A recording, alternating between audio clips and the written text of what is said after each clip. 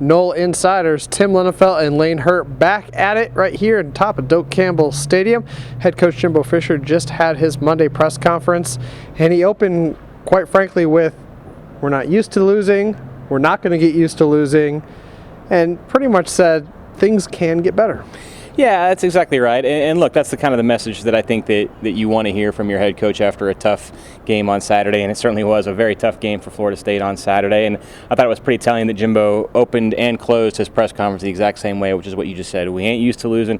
We ain't going to get used to it. So that's sort of the mantra around here right now. I think that's probably what your rallying cry is going forward. Is Florida State, I think, knows that it has the capability to play better than it has in two of those games this season in which they've lost.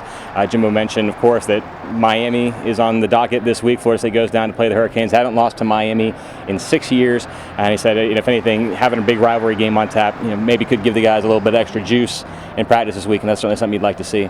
Jimbo also mentioned he understands fans' frustrations. He's frustrated, but he also emphasized the point that they just need to continue to work, get better, and just work on those things that have been failing them in games. Take what they're doing on the practice field onto the field. Well, I think back to something he said Saturday night against North Carolina, after the game against North Carolina. He said, look, there's nothing magical that's going to happen here. And now what he meant by that was saying, like, we're not just going to flip a switch and all of a sudden everything gets better. These things are things that have to be done on the practice fields and in the film room, and you have to take the steps to get better. He relayed some scenarios throughout his coaching career, previous stops, and also Florida State, teams that struggled at the midway point of the season were actually able to through work and preparation get better as the season went on and still go on to achieve some pretty nice heights. So it's hard, especially I think when you're sort of in the middle of the season or in the middle of the week and you sort of get lost in the wave of a game or a difficult loss. But there's a long season ahead. Florida State still has big games against Miami, Clemson, Florida, and a few others.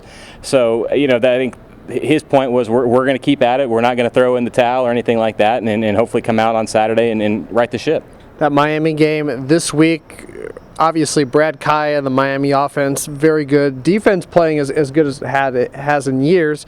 Miami, one of two teams out there, along with Washington, who hasn't trailed in a game this year. This rivalry game has gotten really difficult really fast. Yeah, it has, and I think all of us who are familiar with Mark Richt from his time at Florida State when he came down there, we sort of expected that, if nothing else, he would get them back on track and sort of to respectability in a hurry, and know how to run not a professional program, but basically a professional style program where everybody is on top of things. So the fact that they're doing well, I don't think certainly doesn't surprise me. Brad Kaya, coming into the season, we thought was one of the best quarterbacks in the ACC, and despite the fact that now all of a sudden the ACC is loaded for bear for quarterbacks, as far as we've seen Lamar Jackson, Mitch Trubisky, Deshaun Watson will come to town later this year. It really is one of the best leagues for quarterbacks in the country, and Brad Kaya is absolutely one of the best of them. So it'll be another challenge for Florida State's defense. They do have some work to do this week before going up against that Miami offense. There you have it, Seminole fans. Nole Insiders will be live on Facebook on Tuesday. That's tomorrow. It'll be at the afternoon right before practice. We'll have the game preview on Friday. Tim will have his 1st and 10 as well, and 3 keys on Saturday, and much, much more as Florida State gets ready for one of the biggest of the season against Miami. So for Tim Linafelt, I'm Lane Hurt. Go Noles.